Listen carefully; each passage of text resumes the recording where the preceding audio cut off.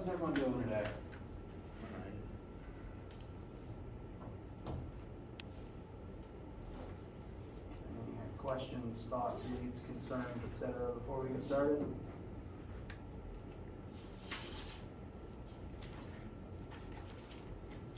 All right. Today is Wednesday, March 2nd. Keep wanting to say February. And today we're going to talk about torque and hopefully the beginning of one more concept called moment of inertia. And that'll wrap up the last of the things that will be on the homework and will be on the test. And so on Friday, my goal is to wrap up discussing moment of inertia, go over review for both chapter 4 as a whole and also for the upcoming test. And the chapter 4 homework and quiz are currently slated to be due on Monday, March 7th, but I encourage you to work on it sooner rather than later and come to Friday with questions that you have about it so that we can talk about it then, and then you can finish it up over the weekend and study for the upcoming test, which, depending on what lab section you're in, you will take some time between the 7th and the 9th. So Friday will be big, we'll conclude chapter 4, review for the upcoming homework, review for the upcoming test. Next week we'll have said test, and at a certain point we'll start talking about the next chapters as well. How do we feel? Any concerns, issues? All right. So, in that case, let us begin talking about torque. So, when we began chapter 4, we did so by looking at a bunch of linear things that we've been talking about since the beginning of the class and comparing them to their angular counterparts. We talked about the similarities, the key differences, and how all the logic for the original stuff still applies for the angular stuff. All the formulas still work, all the conceptions still work, the relationships between all the things still work. We took a brief pause from that as we talked about centripetal force and centripetal acceleration, since it's not really linear or angular, it doesn't really have a counterpart. It's kind of a weird hybrid that exists in the middle. But now we're going to turn our attention back to this dichotomy and look at a few more linear angular pairs. And as I've been attempting to hint at, pretty much every linear concept involving motion can have an angular counterpart. So these are more formulas that we have looked at over the past couple of chapters, concepts like force, momentum, and kinetic energy. And all of these things do have angular counterparts. I'm going to show you those counterparts right now. You don't need to copy these formulas down. You don't need to memorize anything right now. I just want to show you the things that we will begin talking about now. And not all of these will be present on the test. The homework, after some modifications by my part, doesn't mention angular kinetic energy or angular momentum. The test doesn't have angular kinetic energy or angular momentum on it. So I'll probably talk briefly about them as concepts on Friday, because there's some neat things about angular momentum that are worth noting. But, wait, is angular momentum on a lab? Sorry, I got to pause, I need to check something. I apologize.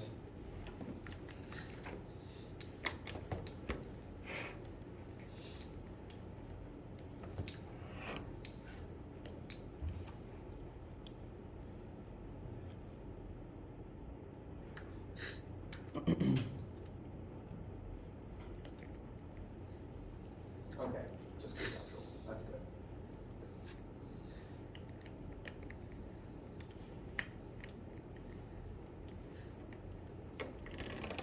So, we're going to begin looking at more of the linear stuff and start talking about what their angular counterparts are.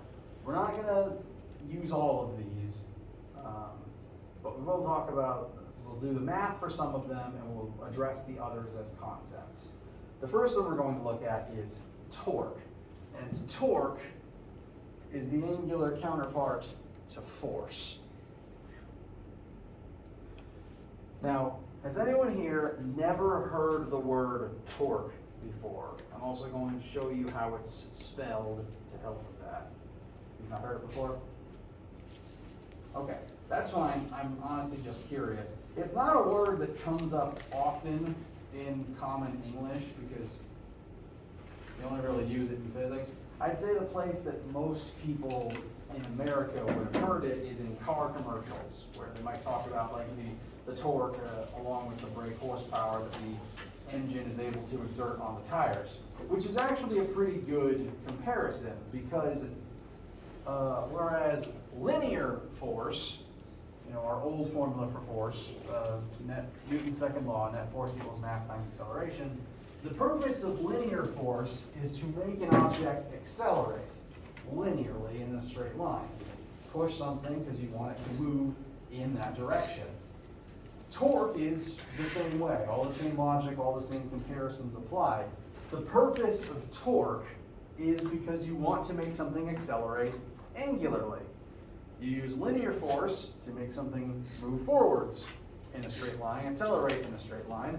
You use torque when you want to make something accelerate angularly and begin spinning.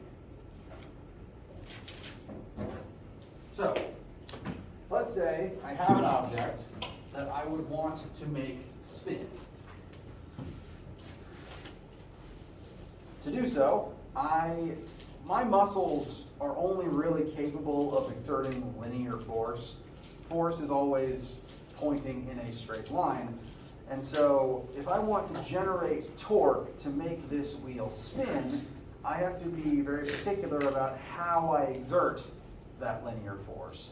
My body can't just automatically generate torque. I have to generate a force in a specific way that itself creates torque and makes this object begin spinning. So this isn't, what I'm about to say isn't a trick question. If I wanted to make this wheel spin, what would I do? Push it or torque it. Okay, I'm pushing it. Or spin it. Why isn't it spinning?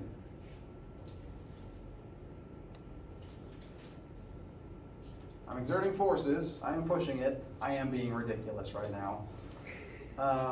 So, exerting a force on this center axle does nothing.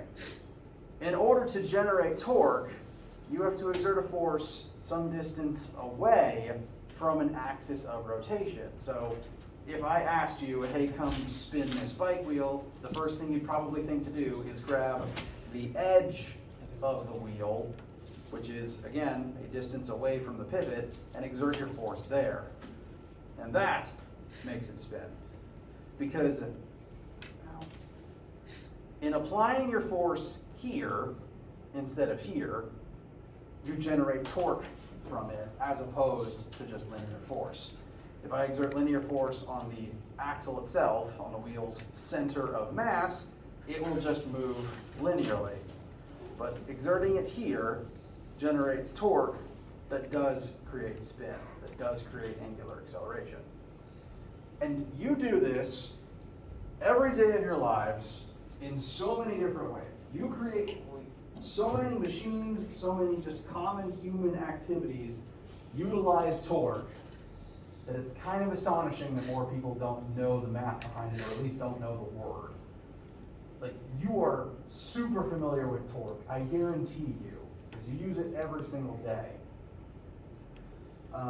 To address the words on screen in the drawing, which I haven't actually done yet, a wrench is probably one of the first things humans invented that, maybe not the first thing, but it's one of the most straightforward things that utilizes torque. To generate torque, you have to exert a force some distance away from a fulcrum. If you exert force on the fulcrum, you won't make something spin. Like again with the bike wheel, if I'm just moving the axle around, the wheel doesn't spin. Same with this situation. If I simply grab the bolt and pick it up and exert force on the bolt itself, it doesn't spin, it just moves with my hand. But if I utilize a wrench to exert a force some distance away from the bolt, that does cause spin because that generates torque. And so the first formula for torque that we are actually going to start using and start going over shows the correlation between the force you exert and the radius at which you exert it. Bless you. So this is our first torque formula. This funky letter T here is the symbol for torque that we will be using. It is technically a lowercase Greek tau. Tau is spelled like this. I don't think any... Does any Greek life on campus use tau in its name? I don't think so.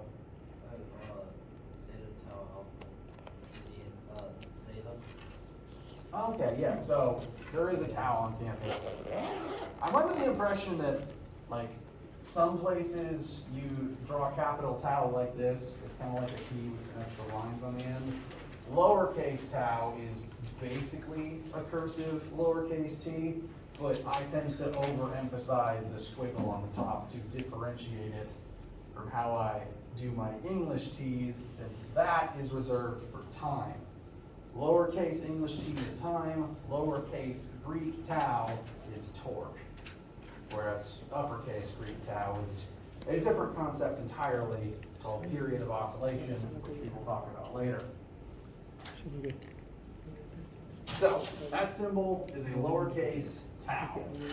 It represents torque, and this formula tells us that the torque you generate is equal to the radius of your rotating object times the force you apply at that radius. So if we look at our wrench here, and let's say that I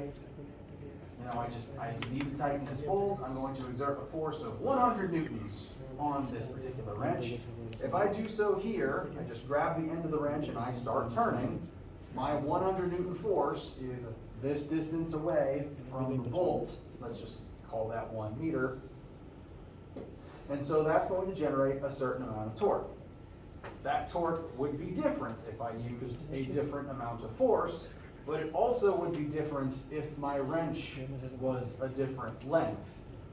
In general, the longer your tool, the more torque you produce when you rotate it. This is why, well, there are some absurdly long wrenches if you say, like, investigate the tools used in plumbing or industrial applications. Like, I've seen some monkey wrenches that get like over a meter, and that's entirely because you just need to generate that much torque sometimes. The longer the tool is, the more torque is produced when you use this formula. And so many things that humans have invented utilize this principle. Wrenches, screwdrivers, crowbars, baseball bats, and golf clubs all operate using torque. If you've ever played baseball, would you say it's far more effective to try to hit the ball with the bat than to punch it? As someone who took martial arts and has punched a few things, it hurts. And it actually isn't the most effective option humans have for, melee combat. A baseball bat, which tragically I don't actually have one up here, or even a meter stick. When you use a bat or a golf club or a tennis racket in any sport that utilizes one of those tools, and you swing at the ball, that force that you're generating with your arms is exerted some distance away from your arms. And so using that tool, you generate more torque than you would with your bare hands. Again, it's better to use the bat than it is to just punch the baseball. I've tried. it ends poorly. Okay, well, I didn't punch a baseball, but I have punched a volleyball because I panicked in the middle of a volleyball game, and as a kid I did martial arts, so I just operated on muscle memory. It didn't work well. The flat of your fist isn't very flat, so the ball always shot off to my left instead of going where I wanted it to go. Anyway, got off on a tangent there. Give me a second to recompose myself.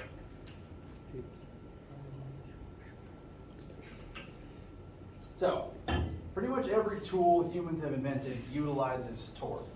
But I'd say the most common place where you use torque absolutely every single day is doors. Every door is designed to spin, well, every Western style door is designed to spin around its hinges. And note, the door knob is always on the opposite side as the hinges, because that increases the radius that you apply the force at. I encourage you to try this for yourself. It's way easier, it takes much less effort to open the door if I hold it here versus if I try to apply force here. This takes a lot of effort for very little payoff.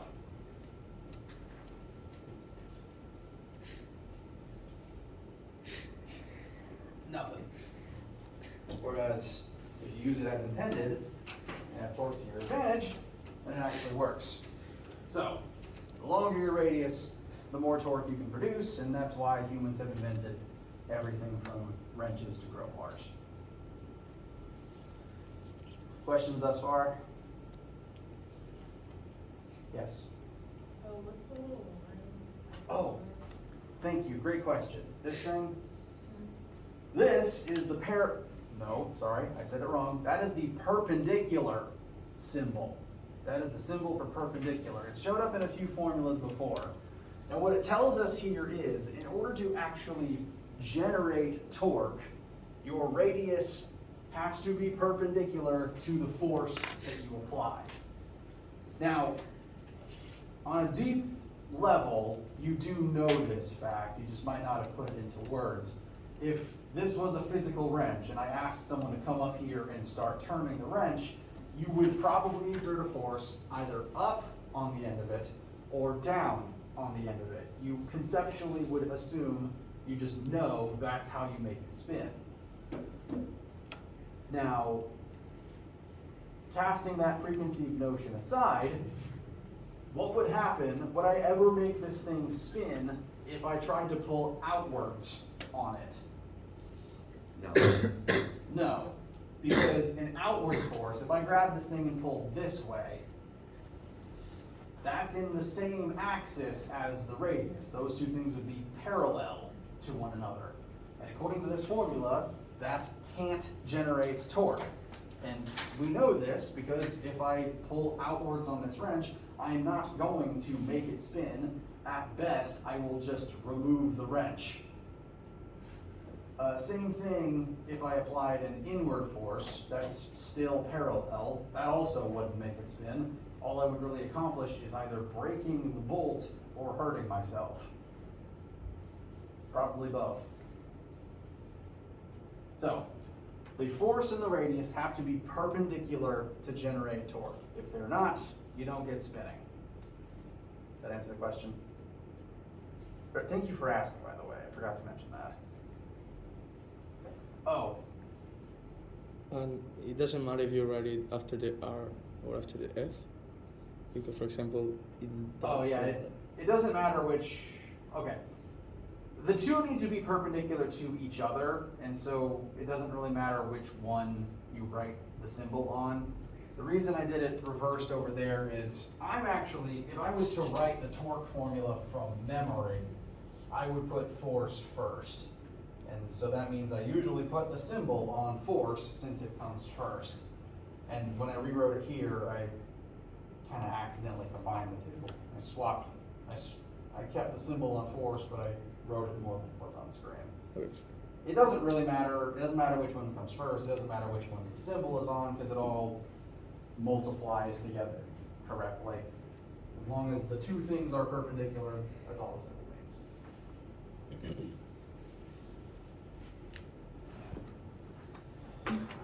Couple more things I want to point out before we actually use this in an example.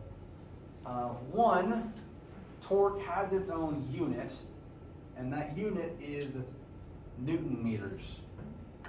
And this unit comes from the fact that to calculate torque, you multiply newtons by meters. So the unit is just newtons times meters. We never invented a more specific one. And lastly, torque is a vector. It's a very weird vector, but it is still a vector.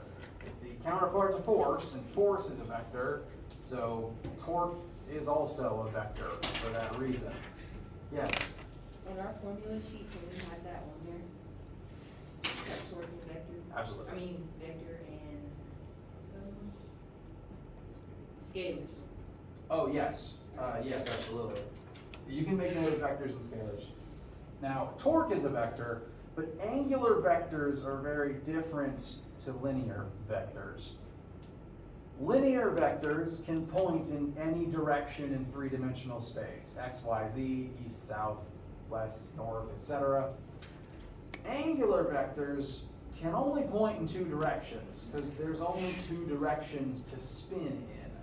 You either spin clockwise or counterclockwise. That's it. Torque's vector status only means that you need to specify clockwise versus counterclockwise, which becomes important if there's a couple of different torques in a situation that might add up to zero because they point in opposite directions. There's something I've had scribbled on the sideboard here. We've seen this statement before: net force equals zero.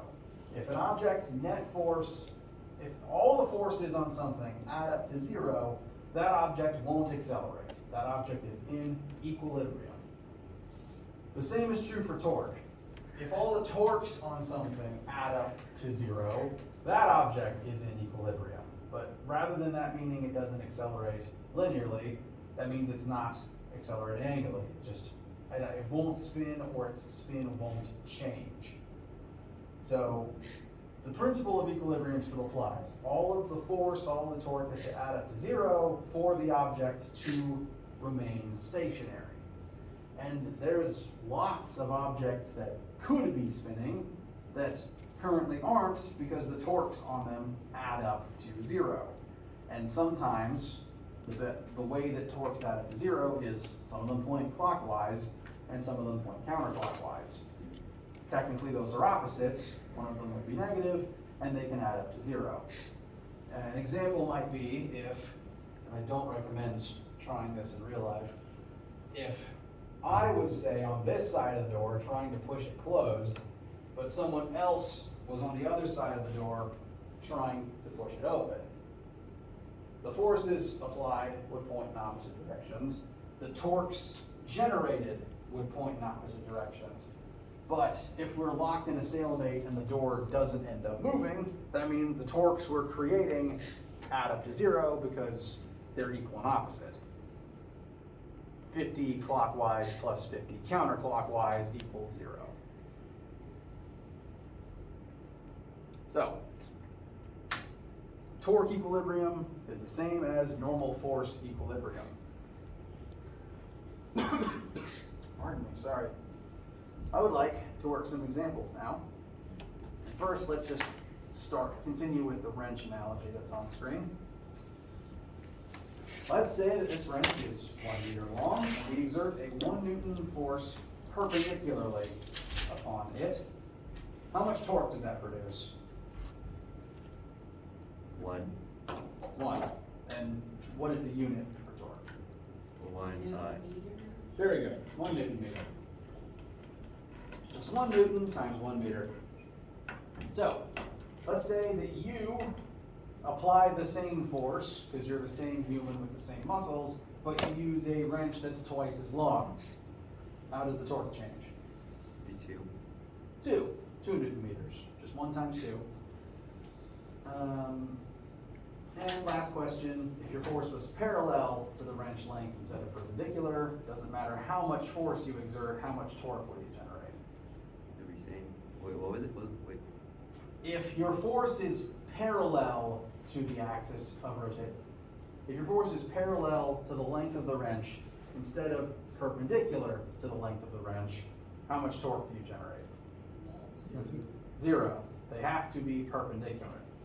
So even if I was exerting 1,000,000 newtons parallel to the axis, I'm still exerting 0 newtons perpendicularly to the axis. So the formula would call for length times 0. Doesn't matter what the parallel is, perpendicular number is the only thing that matters.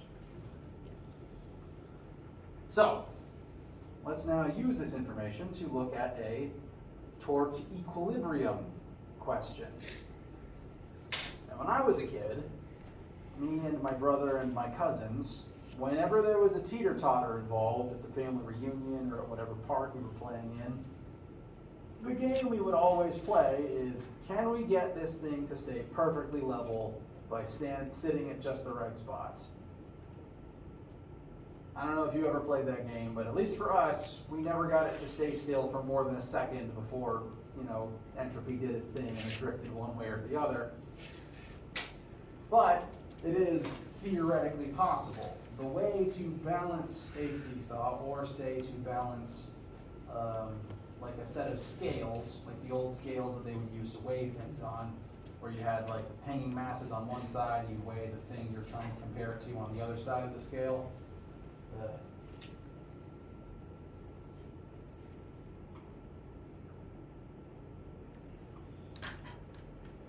This old thing.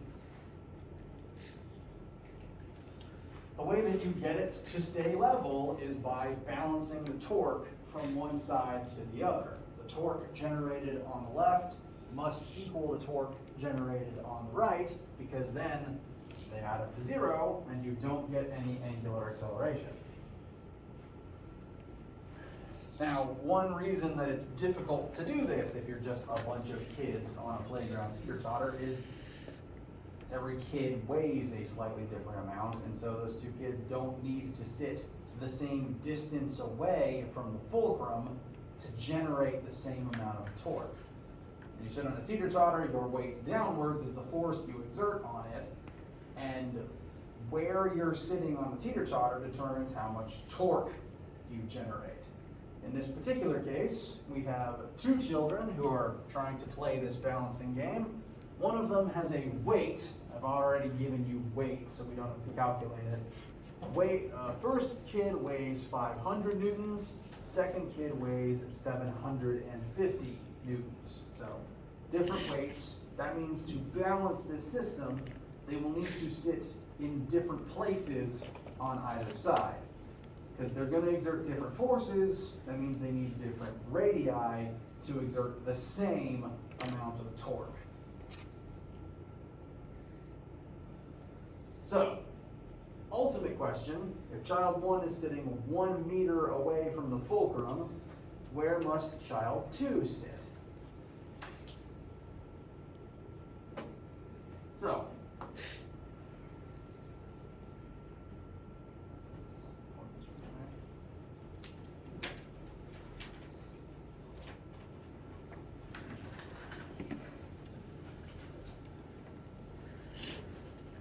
we have our teeter-totter, we have the weight of child 1, and the radius for child 1. So we can successfully determine the torque that child 1 will exert.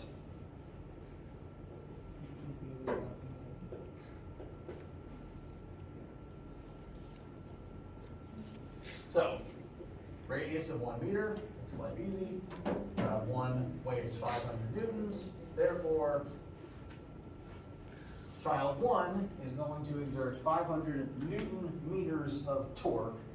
Specifically, the way that I've drawn this, that torque would be counterclockwise. So I'm just going to specify CCW counterclockwise.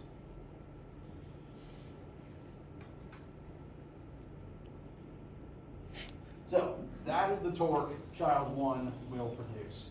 Child 2, So in we have order to do to, the formula for each force say again, sorry? separately? I said, so we have to do the formula for each force like separately? Yes, Okay. correct. What we're going to do now is child 2 needs to generate the same amount of torque, but they weigh a different amount, so they have to sit in a different spot to make the system balance. So we'll rewrite the formula. Torque 2 must be equal to radius 2 times force 2. We already know what torque 2 would need to be, because it needs to be equal and opposite to torque number 1. We don't know where child 2 would need to sit to balance this, but we do know their weight, so that's the force they will exert. So R2, oops, times their weight of 7 newtons. So to find R2, we would need to divide both sides by 750.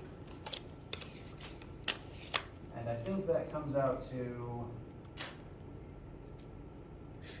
2/3 of a meter, 0.6 repeating.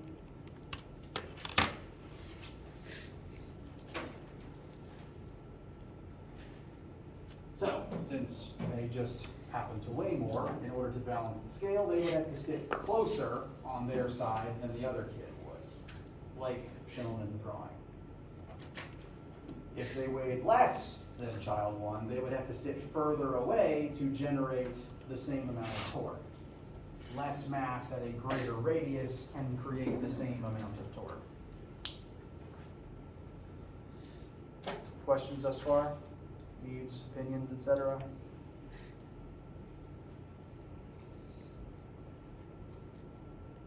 All right.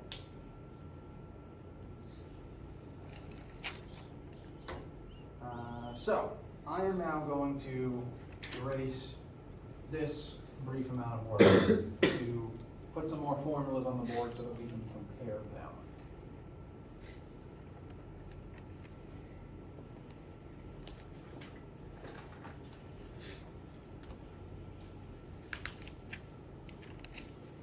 So,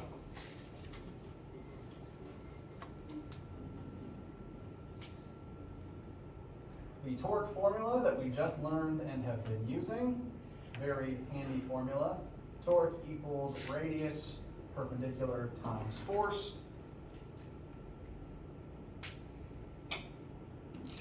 And we have been describing torque correctly as the angular counterpart to force. Force exists to cause linear acceleration, torque exists to cause angular acceleration. Now this formula is great. It's easily the best way, if you can just measure force and radius, to figure out how much torque is being produced. It's by far the easiest thing to be able to measure in a physical system. But this formula is not the definition of torque like this one is the definition for force. These two formulas themselves, just together, are not counterparts to one another. I'm going to tab back to the previous slide where we noted all of our original formulas have direct angular counterparts. You just take the linear stuff and replace it with the angular version, and all the same logic exists, all the same things are in the same places. The velocity terms are in the same places, the acceleration terms are in the same places. These two things don't follow that trend, so it just means these two things aren't necessarily the counterparts for one another. This is still a good formula, it's just not the mirror version of this one. We can tell by looking at the right side of the equal sign, torque is the counterpart to force, so those terms line up, but radius and mass are not counterparts, and force and acceleration are not angular counterparts. So the formulas don't actually match. That means there's an extra formula for torque that serves as the counterpart to Newton's second law. So there's another torque formula out there that we can use sometimes. And we're going to determine that formula by just looking at the linear force formula and replacing all the linear stuff with angular stuff. So looking at this one, the angular counterpart to force is torque. So I'm going to replace force with torque, and that's the left side of our equal sign. On the right side, we've already talked about the angular counterpart to acceleration, and that's angular acceleration. So I'm going to replace A with alpha, and this makes sense. Torque exists to create angular acceleration, like how force exists to create linear acceleration. So this tracks. Everything in this formula so far makes perfect sense. The last issue with this formula is the last part of chapter 4 that I want to spend time talking about with you guys. And it's the tragic fact that even though mass is a scalar, and you'd think that the mass of the object should be a constant thing, whether it's spinning or moving in a straight line, we tragically can't just put n down here, because mass also has an angular counterpart. And it's called moment of inertia. It's not the exact same thing as just normal inertia. This is moment of inertia.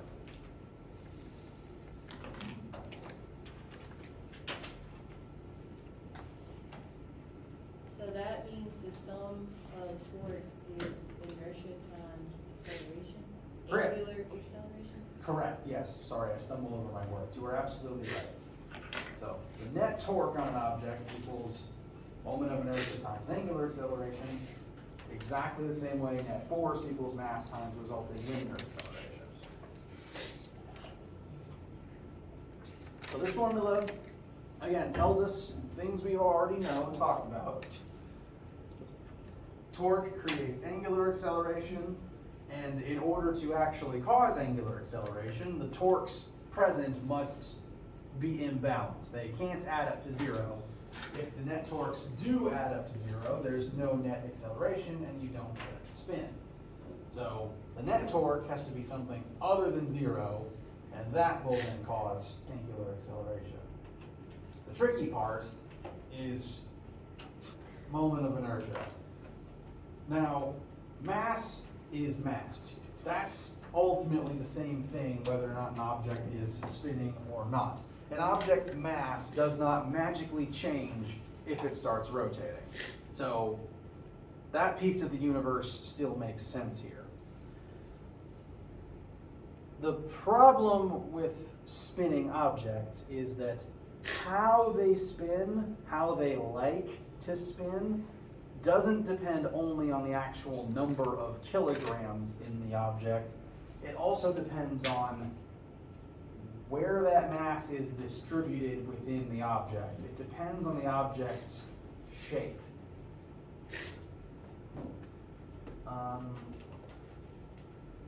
Ponder, if you will, say that I had a big old weight, a 1 kilogram weight in my hands, just a lump of metal, not aerodynamic, just shaped into a rough circle, just a small singular object. And compare that to if I had a large boomerang that had the same mass. They have very different shapes though. That mass is distributed over a different area, over different radii. The boomerang is designed to spin. It was shaped over millennia by very smart people who figured out what shape it needed to be, exactly how the mass needed to be distributed such that it would spin well. Whereas this thing is not designed to spin. Its mass is just collected together into a lump. It's not designed to spin. Its mass isn't distributed over an area that would allow it to spin well, and that's why the boomerang flies and why this just falls.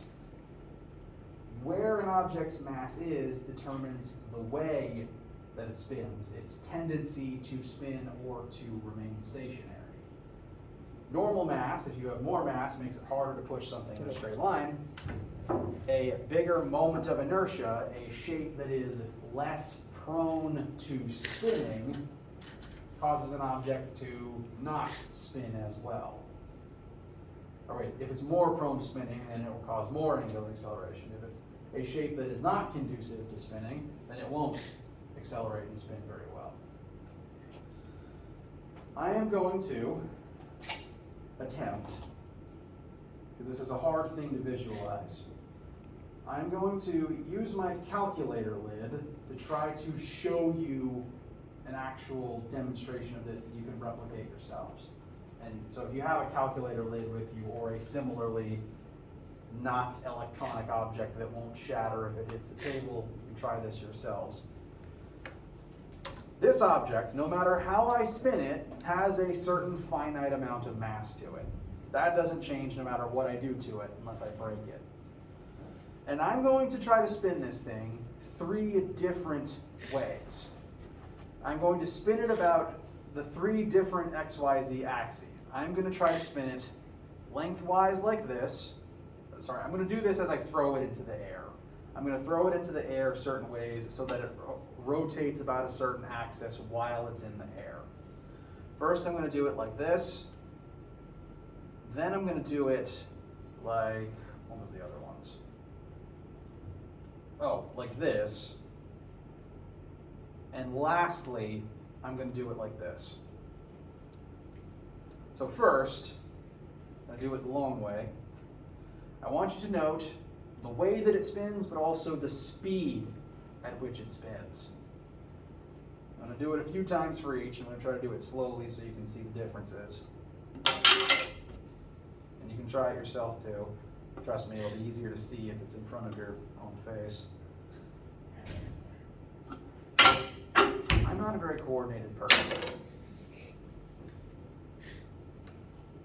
So, when I throw it up, when I throw it into the air, and try to spin it lengthwise like this, it acts pretty much as you would expect. Not super fast, not usually super chaotic or complicated, just consistent spinning through its own length. I'm going to do it like this now. So, spin it kind of like you might throw your phone into the air. I don't recommend you do that though.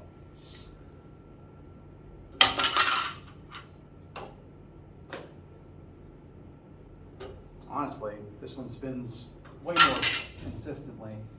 Long ways it wobble a lot.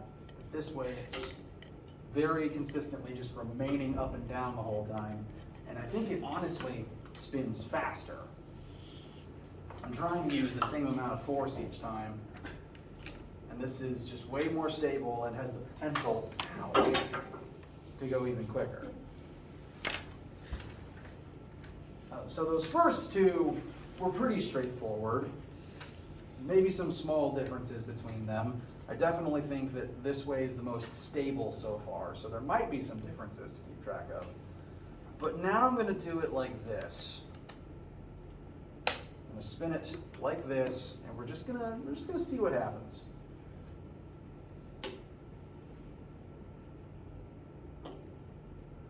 Notice anything weird? I'm gonna do it again. Slower. Slower, yes, absolutely. But it kind of does a backflip in midair. I want you to watch for it. And again, if you have your own lid, you can try it yourselves. Don't use your phones. The light is in my own eye. I have to move.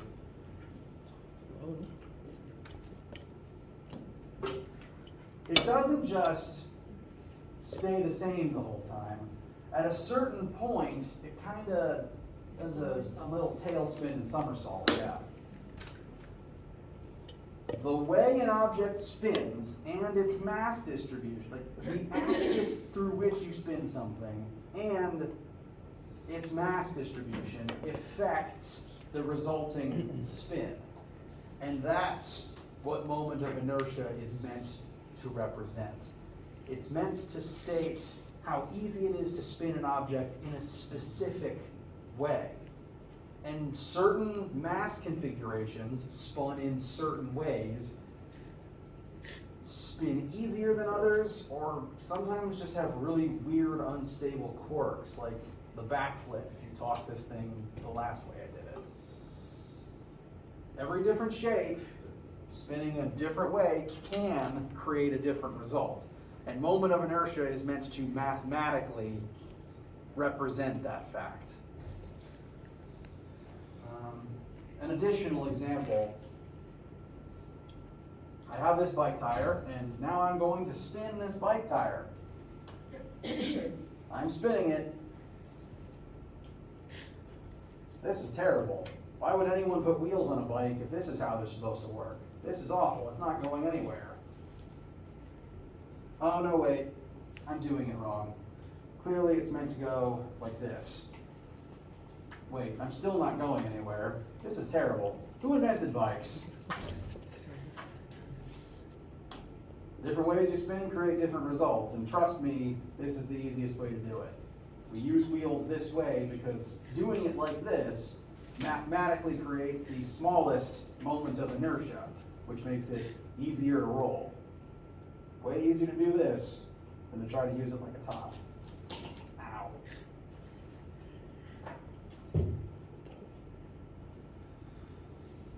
Now, that's what moment of inertia is conceptually. It's meant to mathematically represent the orientation of spin, the mass distribution while spinning, how easy it is to spin a certain thing in a certain way. And because there's infinitely many objects in the universe and infinitely many ways to try to spin them, there are infinitely many formulas for moment of inertia. You will not have to memorize a single one of them. It's kind of like, I forgot my own discipline for a second there. It's kind of like coefficient of friction, and that there's no way to memorize it. There's too many of them. Every shape, every configuration, every different way of spinning has a different way of finding its moment of inertia. I'm going to show you 6 of those sample formulas. You don't have to memorize them. If you need any of these, they will be on a formula sheet. But I'm more inclined to writing the question to where you wouldn't need to look this up. I'm just showing you for sample's sake right now. These, plural, are different objects and different ways to spin them. Every single different shape and every single different way of rotating the same object has a slightly different version of the formula. Let's look at these two things. This is basically a hoop, and this is a solid cylinder. Just by hollowing it out, you change the formula from just its mass times radius squared to 1/2 times its mass times its radius squared. Same kind of difference between a solid sphere versus a hollow sphere.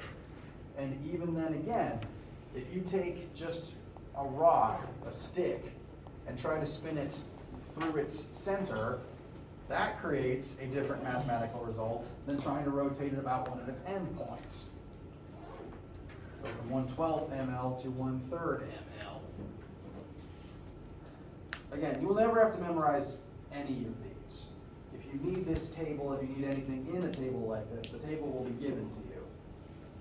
On Friday, we'll look at a few examples, work 1 or 2 torque examples that have moment of inertia in them, just to show you a few different ways it can come up and get you a little more familiar with the math. For right now, how do you feel about the concept?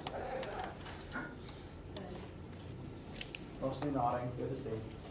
So we'll break for now. Come to Friday with any questions you have about Chapter 4 homework, and any home questions you might have as you work on the study guide for the test next week. All valid things we can spend time on together on Friday, and I will see you then. Have a good day.